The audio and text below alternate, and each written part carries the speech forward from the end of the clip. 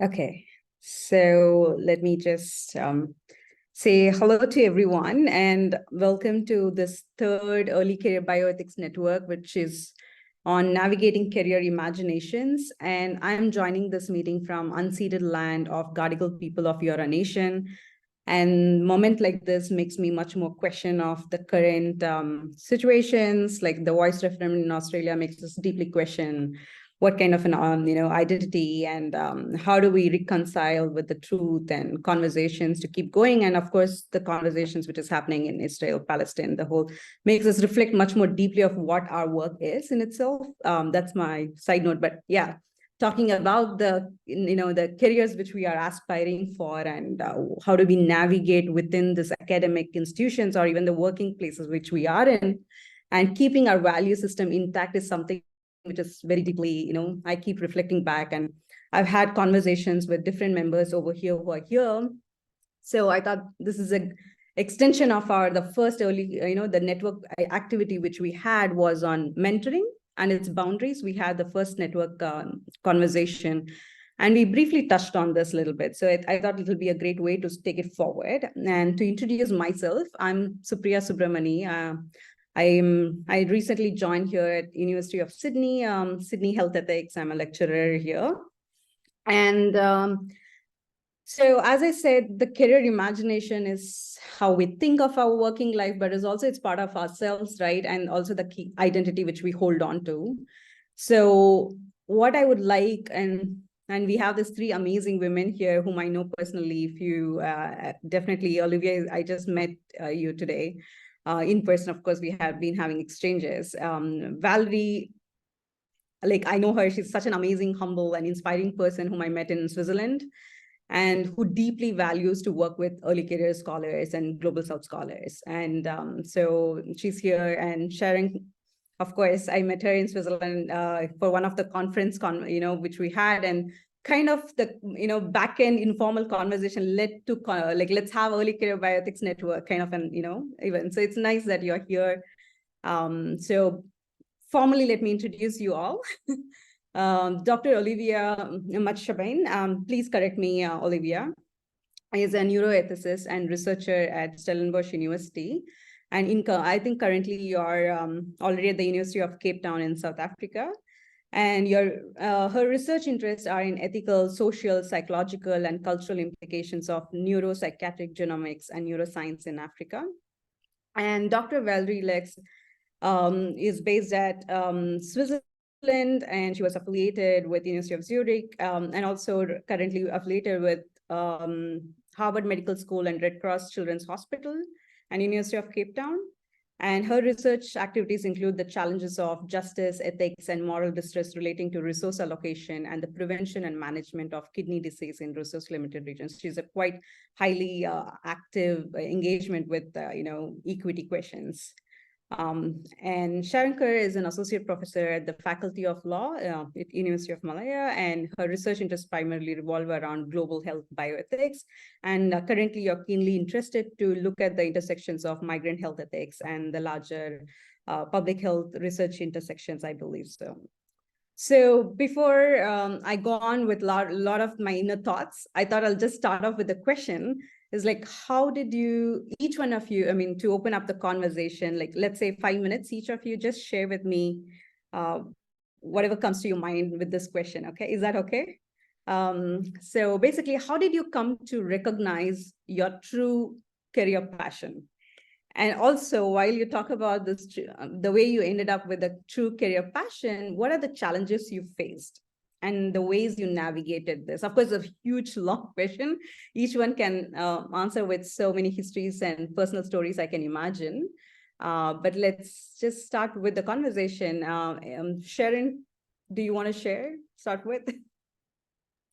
Yeah, okay. Thanks so much for the invitation. And again, just congratulations on this Early Career Bioethics Network. I think it's such an amazing initiative. So well done, Supriya and your team. So I think, yeah, I think I fell into it somewhat inadvertently. But I think that it became meaningful to me, the work that I did primarily. So my undergraduate degree was a law degree, and then I went on to do a master's in medical law and medical ethics. And I think my professor that at that time, and I'm that old, that Ian Kennedy taught me medical law, and he taught us in a way that was go and change the world. This is the law. Is it right? What are you going to do about it? How can you change it? And it just blew my mind that I could do this. I didn't just have to apply principles. I didn't have to accept, I could genuinely challenge anything that came before me, and all things were possible. And suddenly, everything became really, really exciting. And as a subject matter, bioethics is just fascinating. I've loved science, so I think I really have to thank Ian Kennedy at King's in those days for just making all things possible and sending us out to change the world. So, okay. Yeah, thank you. That's interesting line way of thinking, changing the world, right? That's like a key value system which we all want to hold on to forever, I would say that as. Valerie, do you want to share your thoughts? Thank you very much. And also congratulations and well done. This is another of your interesting initiatives. And obviously wonderful to be here in this panel.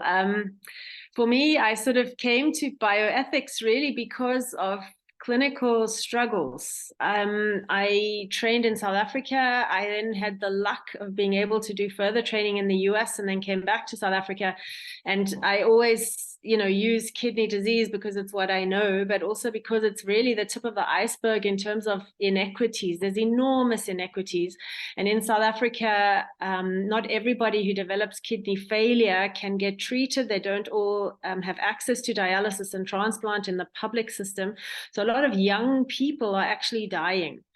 And I happened also to be asked to do some teaching in Malawi through some international organizations. And there as well, I realized, they had very minimal resources, but a lot of patience. And I realized there that one needs to understand, though, how policymakers make decisions, and one has to think about economics, but then there's also all this ethics that has to underlie everything. So I first did actually a master's in public health, trying to understand, and that's what the privilege that I learned there really at the London School was trying to realize that you have to speak to all these different stakeholders in a different way. And then for me, what kind of happened is that my husband's also a kidney doctor. And when there's two of you, it's very difficult to sort of align both of your careers and both of your kind of goals and dreams and everything. And I've landed up sort of following him around. So each time we've moved, I've had to restart from zero. And I landed up then in Zurich, having to learn German, not so sure I could work as a clinician. And then suddenly I thought, well, this is my chance to try to really understand all this biomedical ethics. And that's where I enrolled in this for this PhD. Luckily in Switzerland, it's really not expensive. And so I thought, well, just give it a try. And I had then a little bit of time, since I was trying to learn German and not clinically working full time, to really try to understand all this. And that's really where I had then the privilege of meeting Ingrid Miljeteig, who's from the Bergen Institute of Priority Setting, who is just amazing. And she opened this entire world for me in terms of priority setting and how to understand, how to even start having a debate about resource allocation.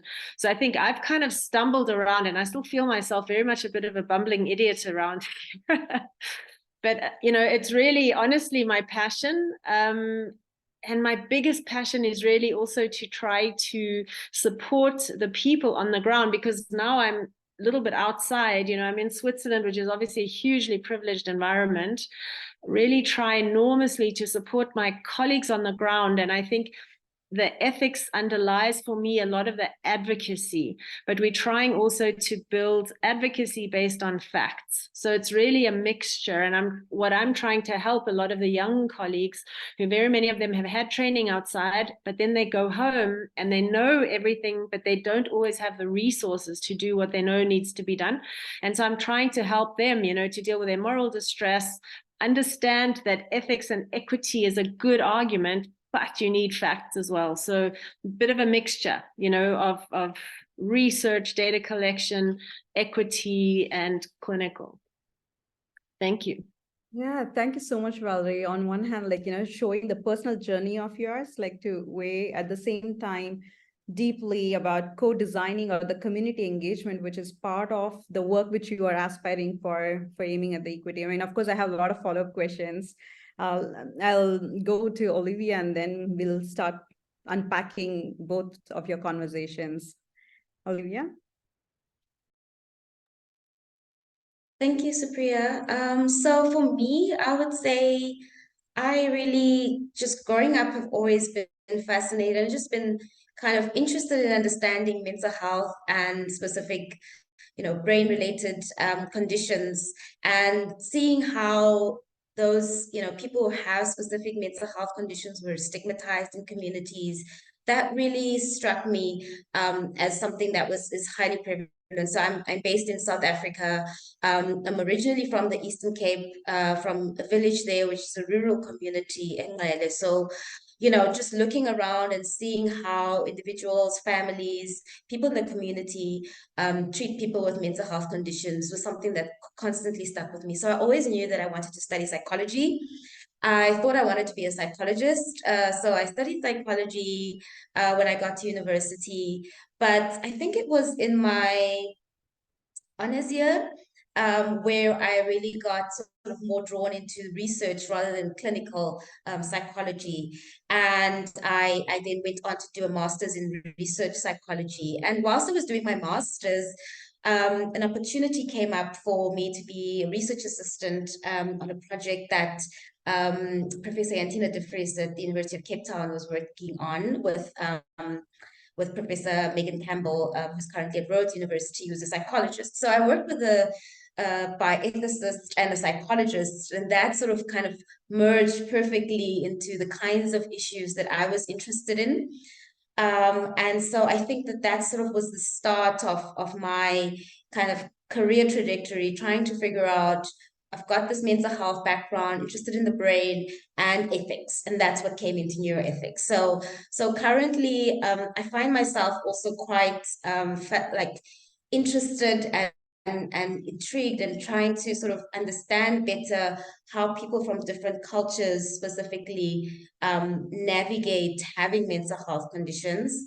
And it was only recently that I had a conversation with my mom, actually, recalling that when I was younger, I had some neuropsychiatric symptoms, and my parents took me to both sort of biomedical practitioners, but also more traditional practitioners and traditional healers. So I am now quite interested in thinking about, how do we bridge the gap? How do we have people who are trained in biomedicine and more conventional practitioners engage in these ethical issues alongside more traditional indigenous ways of healing. So yeah, I think there's like a personal background story, but it only kind of became clearer very recently now that I found myself in this path of neuroethics. So yes, it's been an interesting journey, and I think there's a lot that I still need to learn. And it's a very new field. It's only about just over 20 years old. So, it's an emerging field in the context where I am. There's not a lot of work that's done in the African continent.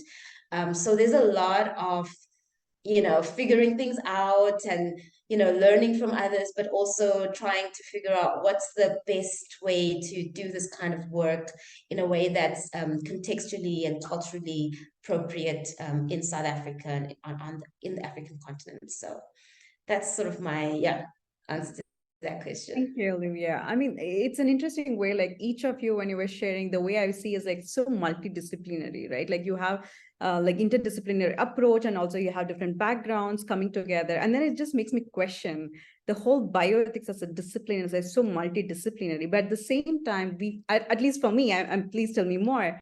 I feel like I'm still in the, island, like you struggle, and there is this dominance of theoretically rich, high theory, low theory. You are, there is this struggle, and fight for, no, you need to come with the raw data. That is a value of field and community, So I see each one of you sharing with this, having some insights, I think. So I'm curious to see much more of how do you unpack this? How do you navigate this field with your multidisciplinarity, which is, of course, it's an enrichment, and it gives so much meaning to the way we work, but at the same time, academic work, which is in itself sitting on the top, how do I put it, on something in a high level theory end, which is sometimes you feel a pressure, at least for me. So I'm curious to know more. Do you feel that?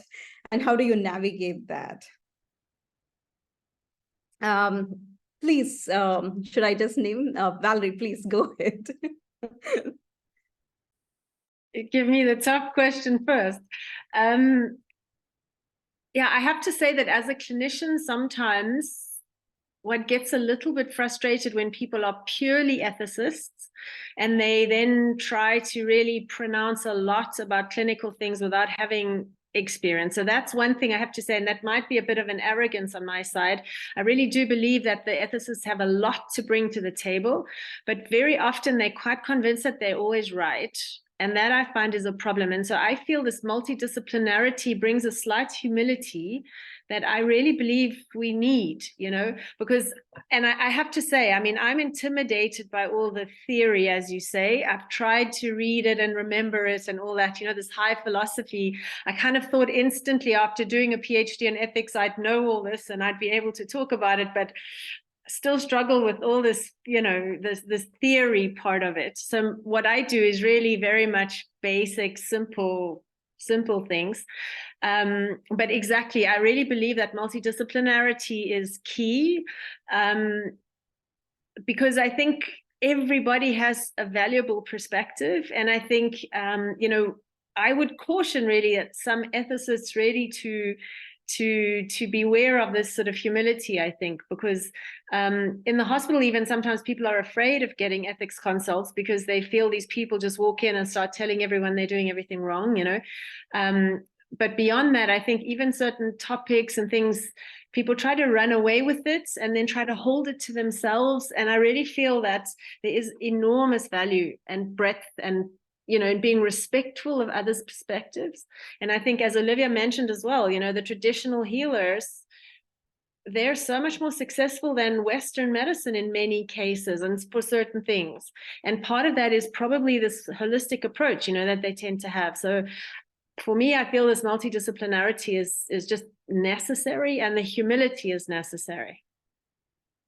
Thank you, Valerie. I mean, I think it's you hit the right place where it's humility, right? I mean, to talk about humility, and especially because of the multidisciplinarity, and how do we acknowledge each other's and authentically listening to each other while valuing, it's such an important aspect. And it keeps coming up, especially people who are working in the field, like, qualitative researchers, and then you struggle with the conversations and theorizing.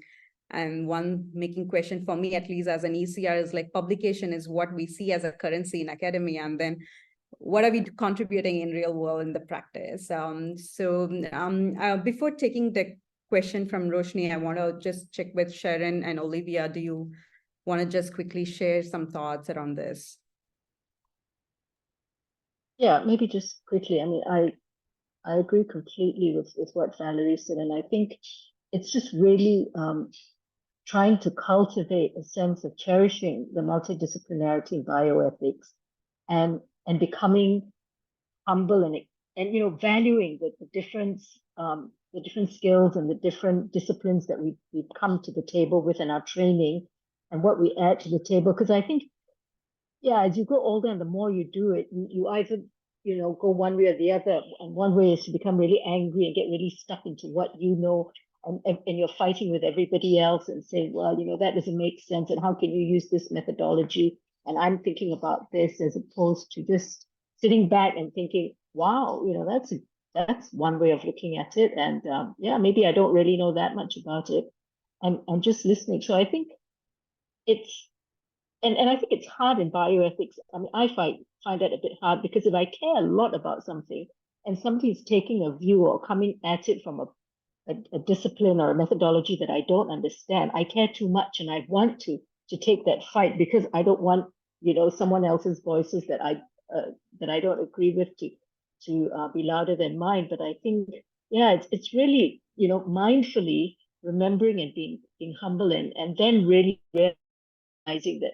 And I find that the more quiet I am, the more I learn than when I'm shouting. And that's been a lesson that's taken a long time to learn. It hasn't come. There've been a lot of just me shouting at everybody for many, many years over. Great, thanks, Sharon. Roshni, do you have any quick follow-up question? We do have a Q&A session in a few minutes. Thanks, Supriya. I just wanted to add to what Valerie said.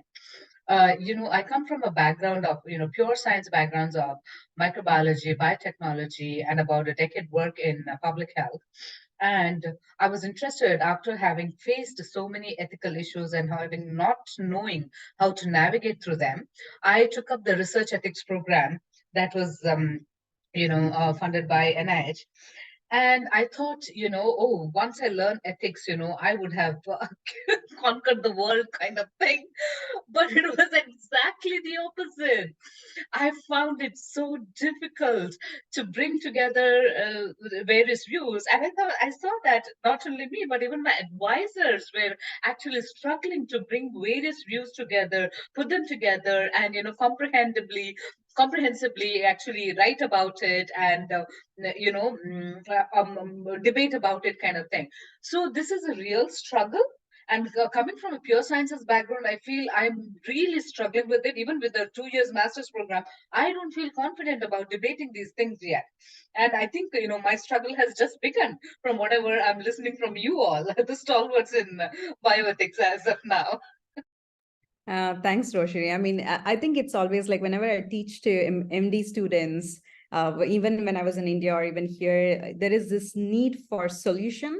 Like, give me one answer, give me the quick. But then when we talk about ethics and morality, we need to sit with uncomfortableness or discomfort. And also, but at the same time, having this moral conversation or ethical deliberation is a necessity, which makes it, as like we were talking about, opening up to others' perspectives, others' lived experiences, but then trying to come to some consensus of there is an idea of moral progress, right? I mean, it's an interesting way how we navigate this field. And I think it shows that how sometimes we need to, going back to the humility and then reflecting on our own ethical positioning in our works makes us deeply question the value system we are in. But before opening up the conversations, one thing which I do wanted to ask is like about advocacy, which one of you touched upon a little bit, and also the role of mentorship, which you highlighted. Like each one of you had this kind of a mentorship playing out in the way you imagined your career, right? And so while I was thinking about mentorship and the larger advocacy playing out, right? I mean, I'm trying to bring this together. Is like, how do you as an advocate, playing advocacy role, or can I use the word activism rather than advocacy? I don't know. So I'm thinking through this perspective. Do you see yourself activism and academic research coming together? Or do you don't see this as two different things in itself, but you always do it as part of conversation in bioethics, especially when you're talking with policymakers and, the community organizations when you're working with? Yeah, it's just a very quick, broad question I thought to have. Valerie, do you want to start with? Oh, we haven't yet heard from Olivia about the previous answer to the previous question. Olivia, do you want to share? Yes. Oh, thanks, Valerie. I think I can move on to this question. Just to and my response will be brief. So I think, when it comes to my own work, I definitely think that the work itself, there's definitely spaces where it takes on a more activist approach. And I think that there's the beauty about bioethics and even neuroethics where I'm in is that there is an opportunity, there's certain spaces, there's certain kind of awareness that, the work that we're doing allows us to question things that aren't ordinarily questioned.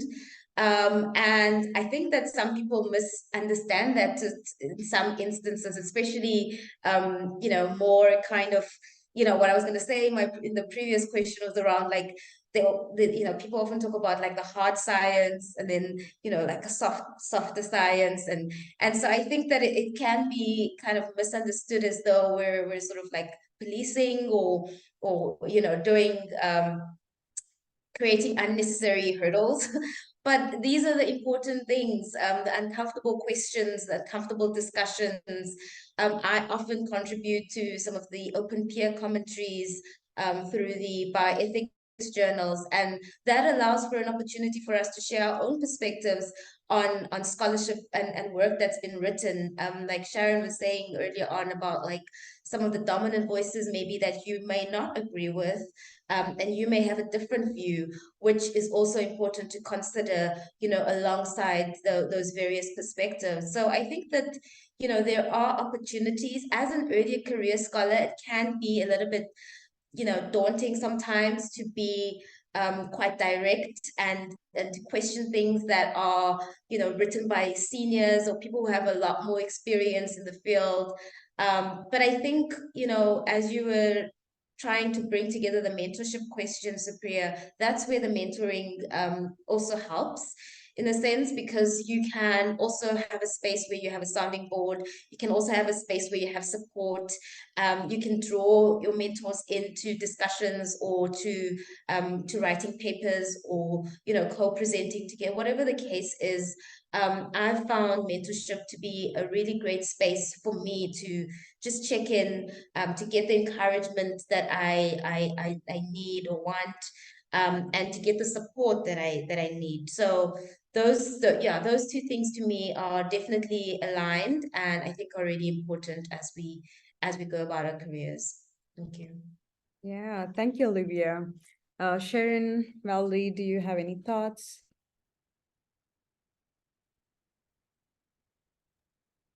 Yeah, okay, I'll go first. Yeah, I mean, I think in my heart of hearts, I'm pretty much an activist, right? I really feel strongly about looking at things that I think need to be changed or addressing inequities. And I think that's where I find a great deal of personal satisfaction in the work that I do. But I certainly wouldn't discount the more theoretical and academic work, because I think that is also so very special, especially the work that you can do with younger people and when you're teaching. And I think that in order to maybe do the activist work, and I'm just wondering, and I don't really know, maybe you need to really put in some time doing that groundwork in academia to actually build those sort of tools or the muscles that you will need in order to then do the activist work, as well as the currency that you buy so that people actually will listen to you. And I do think there are so many ways that maybe academia needs to change, and the things that we value in academia maybe are not very useful. But I think mentorship becomes important in trying to recognize for the younger scholars that they need to be able to do both. So allowing them the space to make the difference and work with you in doing the activism, but at the same time ensuring that, they've also got an eye on publications and helping them to recognize the things that they need to do. And it's tricky. So I think that I do think we've got it a little bit, especially when coming from a lower and middle income country. I think we're more activists in nature, that we want to change things, and we see things that are unjust or there is inequity, and we want to address them, and we've got this fire in our belly. But at the same time, the academic game is played at a much more international level, and all the academic institutions are fighting for the same league, and so they're trying to get the same publications, and I think that's really, really tough for young scholars also. Yeah, thank you, Sharon. I mean, I share definitely, while I do see this activism research is intertwined, like there is no this distinction, because it goes back and forth, as you rightly pointed out, right? Like you need to gain knowledge from the field, but also by reading, and then you do the work which you think is unjust or like helping fix, but I don't know to what extent we can fix, but yeah, but I see your it's optimism, right? I mean, we need to have that, and we need to have hope. Yeah. And Valerie, do you have thoughts? Yeah, I was thinking, for me, I definitely am an activist at heart, or even a rebel kind of at heart.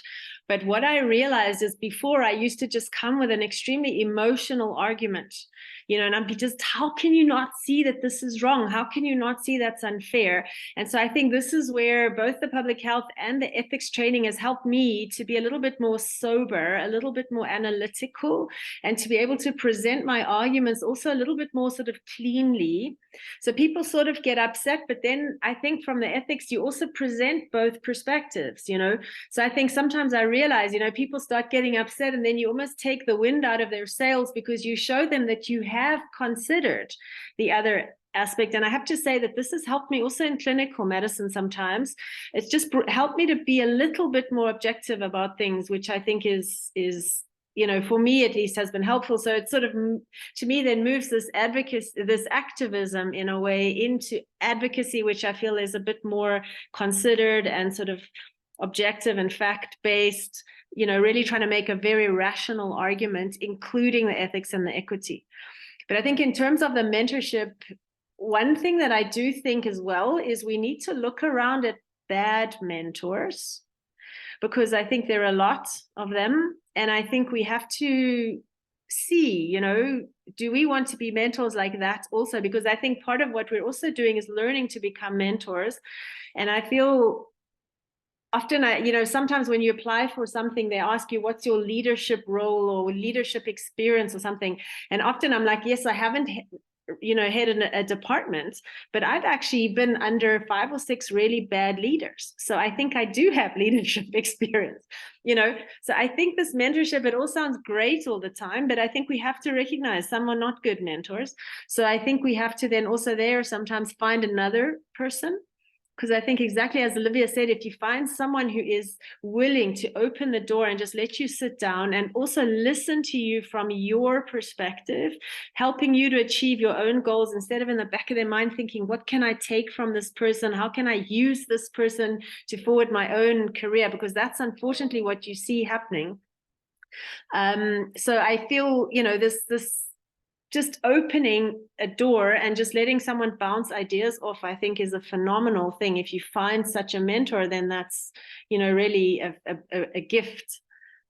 Yeah, thank you, Valerie. I mean, it just reminds me of how, not put, what is it there? Don't expect from one person everything kind of, but have a multiple mentors for different kind of needs. And I think bouncing ideas with each one. So having a peer network is definitely something which is important, but when mentors network is also important, I believe. But to find them is such a, I don't know, sometimes this is luck. Sometimes I wonder, but definitely, yeah, I'm curious to know now. Please ask away the questions to our panelists here. And I'm looking forward to continue this conversation. I just wanted to add on to what Valerie was saying, which I think is really, really important.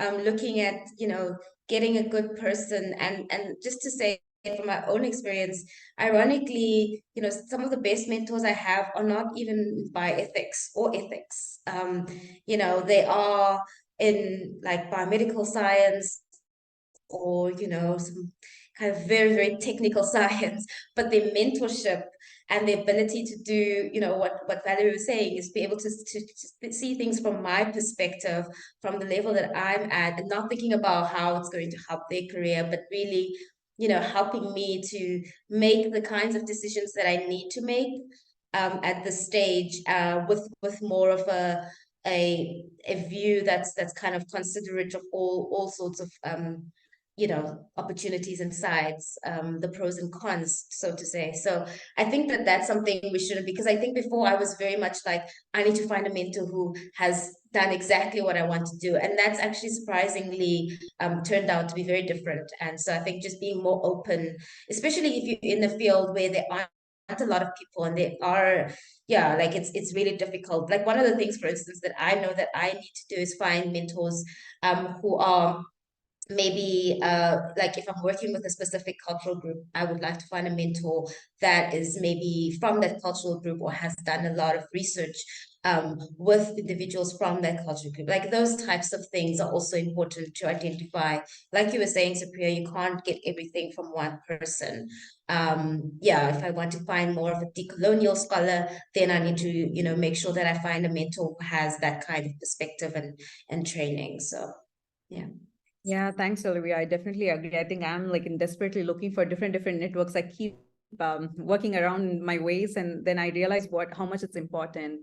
But it's also learning for all of us, I think, right? I mean, to go through this process.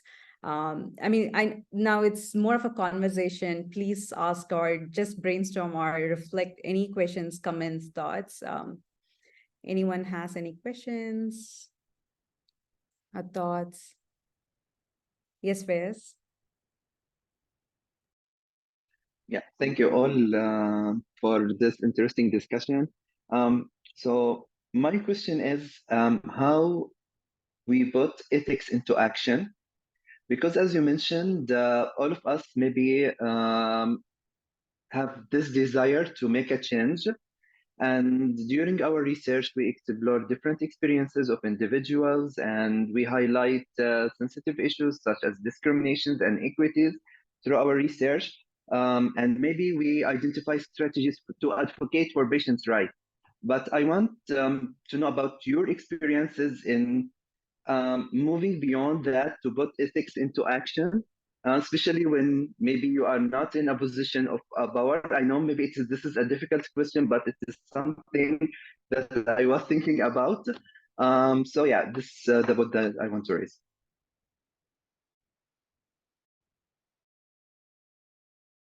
Any thoughts? Anyone to respond to Faiz? And I can actually give an example because I think that's a fantastic question. So part of what I was really, really fortunate during my PhD in Zurich is that I got connected with a WHO global health ethics team. And just by pure luck and, you know, just the fact that when I start something, I can't not try to finish it. There was a project on the ethics on implementation research. And so basically I didn't know anything. I was asked to make a few clinical cases for this, but then it looked like a lot of people were sort of giving feedback, but nobody was really taking this thing forward and finishing it. So ultimately I landed up reading a lot and working with Vijay Gopachandran in India, and the two of us kind of developed this whole thing. But what I realized there was really with this implementation science, you know, and it goes together with this decolonization and etc., that, you know, you have to build, you know, make sure you're respectful of the people on the ground, and the necessity for community engagement, the necessity to integrate, you know, any studies that you're doing in the Ministry of Health and in the health system and all that, instead of all these silo projects, etc. And so then I'm in an international kidney organization. And there, you know, the older white men were all at that point were all the decision makers, and they were deciding to do projects in Africa. And, you know, again, they were doing little silo projects. And so having all this implementation research ethics in my mind, and me being a relatively junior, and of course, one of the very few women at that time in this group, I started to say, you know, have you spoken to the Ministry of Health? Have you integrated? What happens about all these normal nurses that you're asking to fill in all these research forms? What's happening to other patients who's sitting in the queue, you know, in these primary healthcare clinics, etc. So I just started to question, like, how is this research, which was an interesting topic, you know, it was a relevant question, but I was like, how is this integrating into the daily care in this primary healthcare clinic, and how is it impacting the quality of care on others, etc.? One of these men just got up, stormed out of the room, and slammed the door. And I was like completely shocked. But, you know, I know that I was right. So I might not have been always the most diplomatic, you know. So I think one has to learn as well to be more diplomatic, putting one's messages across. Interestingly, since then, this organization has tried to take these things into account, but I feel it's hard, and for me, it was quite shocking. For the rest of the day, I kind of felt like, a bit shaking. This guy just stormed out and slammed the door. I'm not talking to you anymore. And I thought, okay. And it's not even that I'd been fighting or, very in his face, but I just said, shouldn't we consider these various issues? And just, he exploded. So it's hard. It's very hard. But I think, to me, to learn to be diplomatic, try to be polite. I don't know how I would have done it differently. Honestly, probably now, probably 5 or 6 years down the line, I would know a little bit more. When you said diplomatic, it just made me like, should we be tiptoeing around men who would just get, I mean, No, but it would have been good to keep him in the room, because I couldn't continue a conversation since he left. So the biggest thing is how could I keep that guy in the room and make him open his mind? I think, unfortunately, there is the stereotype of these, older white men running things. And unfortunately, that person was really the epitome of that stereotype. But, I still felt it was a bit of a failure on my part that the guy left the room, So I don't know if anyone else has had such embarrassing. I can share an experience of mine. I'm the only student in my program who got to do internship during all the 3 semesters in a 4-semester program. So what I noticed is, since it was an official program and I was going through an official internship, I, went through my network because, I had a history of, work experience of about 10 years working in India. So I went through my network and I got these internships that I wanted to do. And every single one was thwarted by, somebody in the program, because they would question everything, as in one of the government officers, I wanted to network with them. I wanted to see how does ethics play into in their work, kind of thing, without giving out more details. But somebody from my program, I mean the government agency, they asked me to give out a questionnaire to all the visits that I will be making. And somebody from the program, they said, "Oh my God, this is deception study." And I was like, how do I counter it? Because I did not know. This was right in the first semester of my ethics program. And I did not know how to counter it. And I was at a loss. So, one of the things that I had learned from my graduate educations outside India was, internships could lead to potential jobs in the future, right? That was the intent with which I was trying to intern with these folks and see if they're a right fit for me for the future, etc. And everything was completely thwarted because of this, aggressive approach to, oh my God, without knowing much information, just declaring it as deception study. And the person at the other end was so furious. She would not answer any of my emails after that because she felt humiliated because, this kind of allegation was put on her.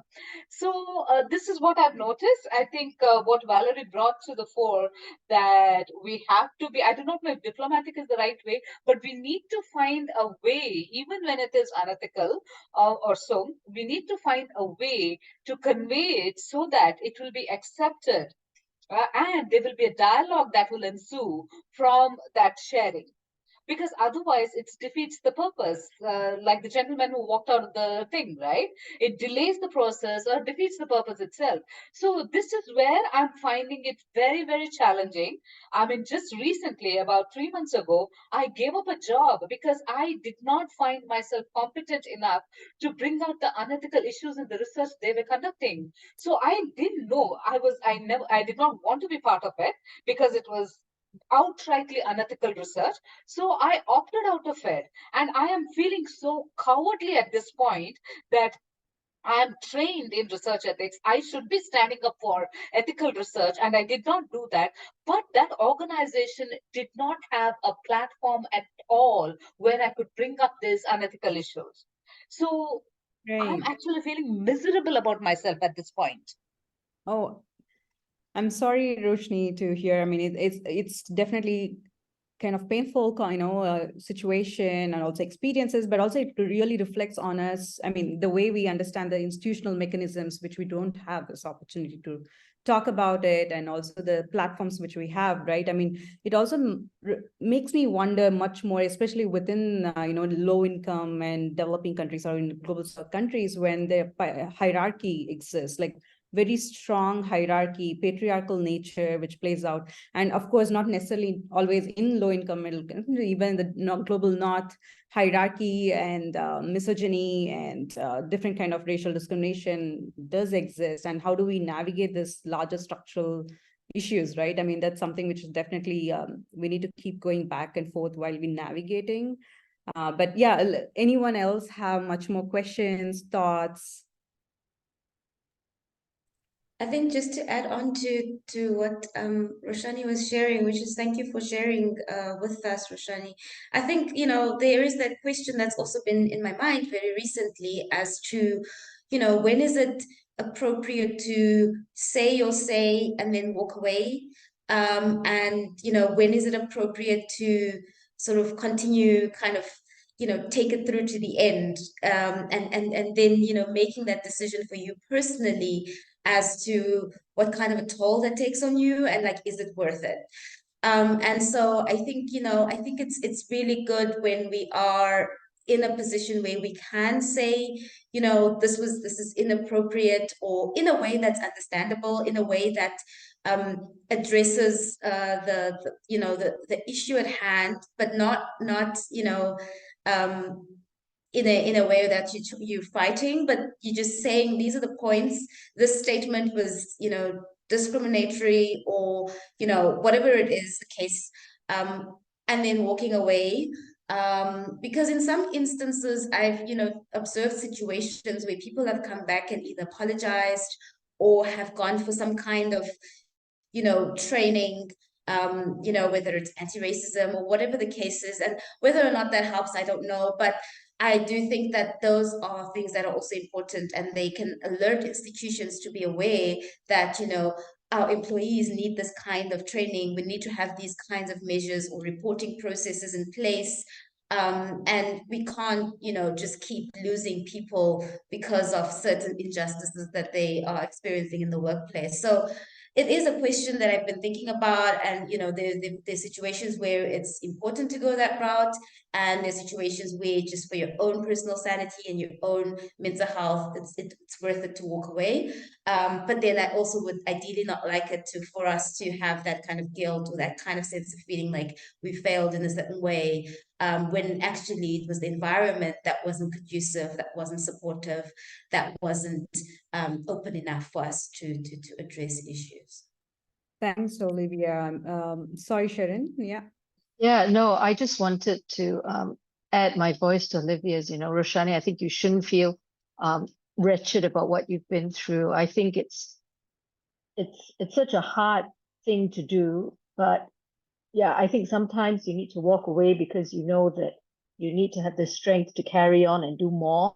And sometimes just doing what you've done, and your words will sit with the people or the institutions that even though you've walked away from them, and that later on, change takes a long time to come, and just staying there and just getting exhausted and beating yourself up is not necessarily good for you or the institution or whatever situation you're at. So, and I think maybe the value of networks then become really, really helpful, because when you share your experiences with people who've either had the same experience or who've gone through it, and then they can support you, and other people can tell you, yeah, we've been through the exact same thing.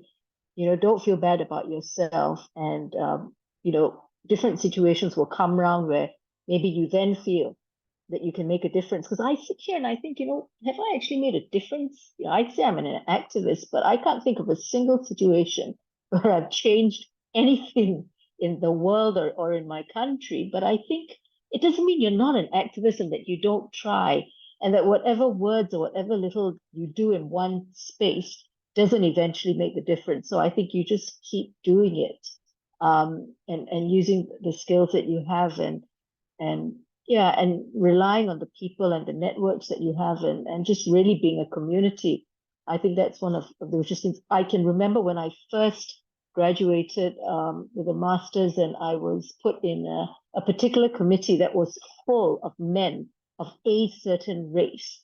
And I was the only woman, and I was the youngest person there by a good 20 years. But I was the only person who actually had a degree in medical law and medical ethics. And every time I said something, nobody seemed to hear. But the minute another man in that committee said the exact same thing, suddenly it became really interesting.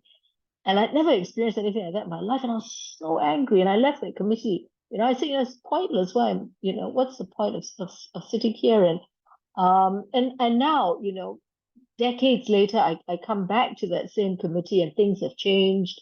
I have a voice. I have a slightly louder voice now. The makeup of the committee has changed, and the will to change is there now. And I think I would have just gone completely bonkers if I tried to stay there and try to make myself heard in such a hostile environment at that point. Also. Yeah, thank you, Sharon. I mean, it just reminds me of this toxic environment when you have, I mean, it just affects your mental health so much that you need time to recover and heal and then get back to the space, right? I mean, and I think it's important, as Olivia and you mentioned, that having the boundary setting and when to take what stand, and it's very important. Valerie? I'd be interested to hear from all these other people on the call as well.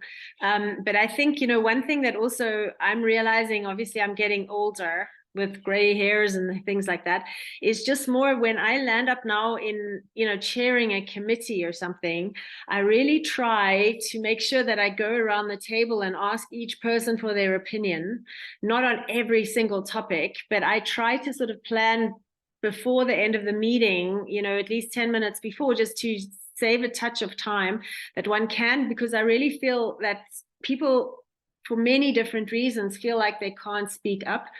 And I've just observed, and again, I think a lot of what we learn is just seeing other people chairing meetings in a way that I thought, wow, that was a good way of doing it, So I think just observe when you feel specifically comfortable or when you feel specifically uncomfortable in a certain situation, maybe yourself, when you get to that point, just do it, the way that you felt more comfortable. Because I really believe, and this is why sometimes I would go, we know everyone's name on this call here. You could ask each person, just what they're thinking about this entire topic, because everyone's had an experience. I don't think there's anyone who's an expert necessarily. We just happen to be the three with an open mic. Yes, definitely. Any questions or thoughts or reflect or experiences that, looks like it's a way for us to reflect and share more, right? Experiences helps us. Anyone else? Do you have questions, thoughts?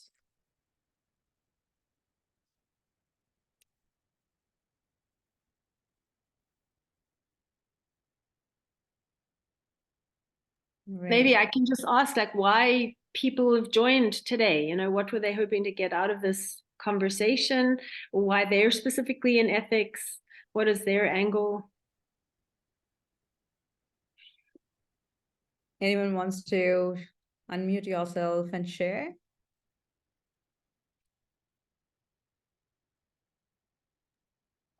Supriya, although I was aware of this organization, I did not know what the objectives or the goals of this organization was. And this afternoon, when you shared the Zoom link, I thought, okay, I'm jobless at this point, so why don't I join? I was just in an explorative mood, so I joined. But I'm so grateful that I joined, and I'm able to listen to all your viewpoints and your insights that you're sharing. So it makes me feel that my struggle is not my alone. It is a shared struggle that we're all having in this field. So thank you very much for all the wonderful stories that you have shared until now. Thank you, Roshni, for joining us. Listening to experiences is what counts, and thanks for sharing us. Yeah. Yes. Thank you. Yeah, go ahead. Thank you very much for the presentation. I did bioethics in Leuven, 2009 and to 2010. but I am from, my background is theology. I'm from the religious.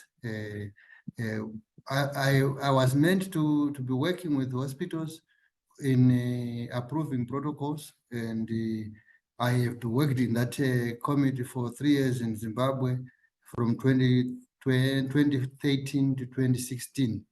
And other than that, I just use ethics for my publications.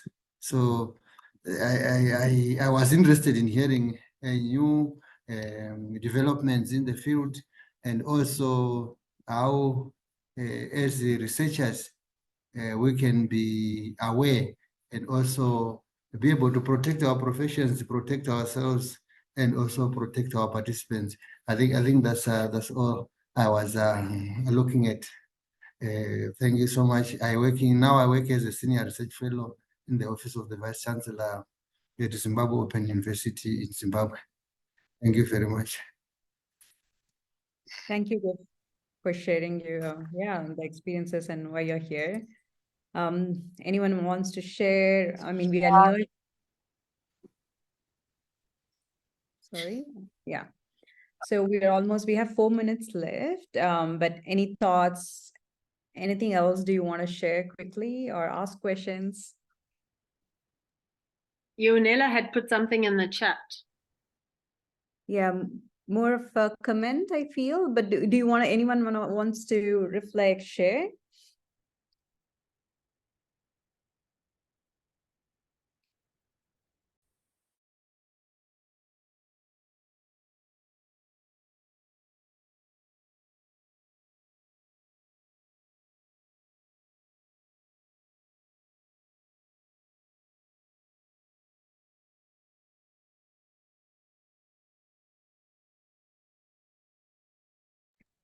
Could I maybe ask Olivia a question? Yes, please go ahead. Because I honestly am fascinated with sort of traditional healers and all of that.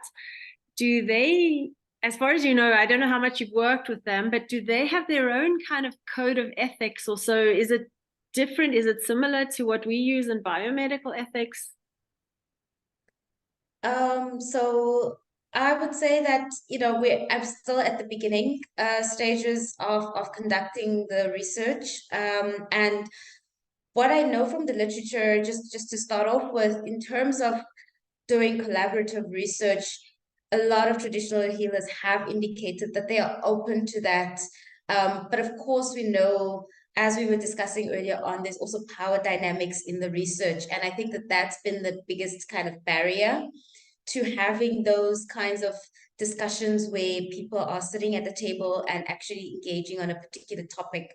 In this case, we're talking about technologies and brain technologies specifically, which, I think because people do consult different kinds of healers for mental illnesses, it is an important thing to do. So I think in South Africa, we have a traditional healers sort of association where traditional healers get registered. They have trainings, they have a peer network, they have certain standards that they need to meet. And it's different across different African countries. So some African countries don't have that kind of formal association. And so I think it's at this point, there's not a lot that's known in terms of how it's navigated in various contexts.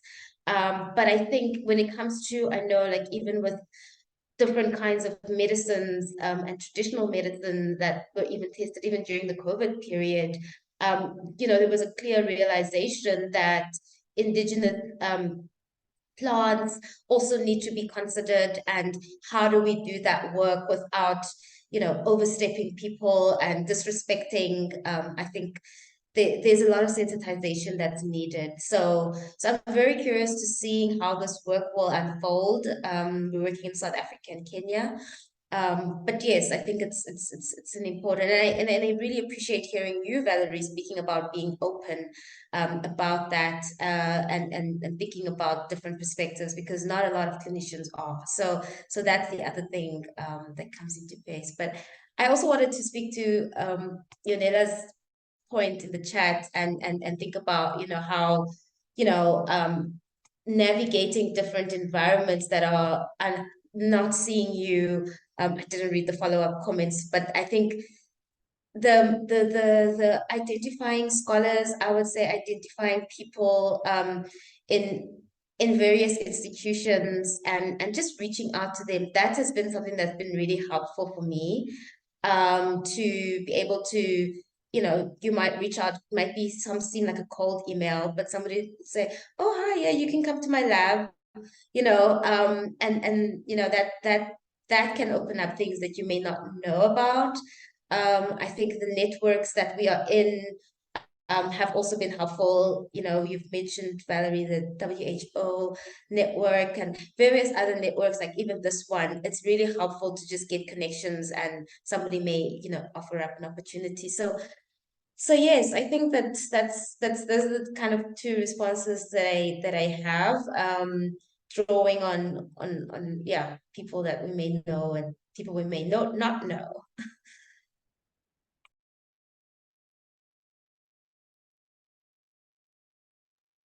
All right. Sharon, did you want to share something or in response to any comments? Yeah, maybe just a last point, and yeah, just to also add to what Olivia said to Yanela, I'm sorry you're having such a hard time at this point, but don't give up. Sometimes it's tough and it takes a long time. I think it took me a good 20 years after my actual degree and maybe 10 years after my PhD to really feel that I was doing bioethics work and not feel alone and just no one was hearing me. But it just takes one or two people to start opening one or two doors, and suddenly you meet these other people, suddenly you find this network, and then it's almost like you come home. So sometimes it takes a bit longer, but I think everything that you experience getting to there prepares you for when you've reached there. So a lot of the work, because I teach in the Faculty of Law, I had to teach constitutional law, I had to teach jurisprudence, and at the beginning, it was just so frustrating because I kept having to do things that had nothing to do with medical law and bioethics. But because I was the only person there and there was no community and people weren't very interested in Malaysia at that time in this area. But when I realized, when I finally was able to work in bioethics, everything that I had done before, even though it was not directly related or it appeared to be a struggle, helped me to think differently about things. I could address policy work because I'd done constitutional law work. I found dealing with some of the justice issues and the ethics issues in global health more accessible because I had done some work in jurisprudence, and that helped me in good stead. So I think just keep going, and everything that you do now is still valuable, even if you aren't doing exactly what you hoped you were doing right now. Over. There, I absolutely can't agree more. I think definitely, and it's amazing how 5 years later one realizes that hardship sometimes was actually a positive because it put one on a certain pathway. But definitely one needs a community around one, one needs support. So I think, if anyone wants to discuss or try to think aloud, I guess some of us might be willing, I'm happy to try to think aloud with someone, anyone.